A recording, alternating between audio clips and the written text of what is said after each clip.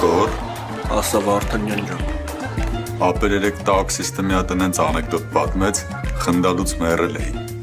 Ինչ անեկդոտ։ Արես մեկը նապաստակին հարցնում է ինչի ականջները տենց երկար, իսկ նապաստակը ասում է լավ է մարե։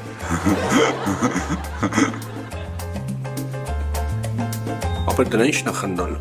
Հի, նապաստակը ոնց կարա խոսա։ Նապաստակը մաքսիմում փորին սեղմես, ասի I love you, I love you։ Արավողությունը տենց լավ ծիծաղացի, տեղ հասանք, փողը չտվեց թռավ այդ տաքսիստը։ Ոնց տաքսիստը թռավ։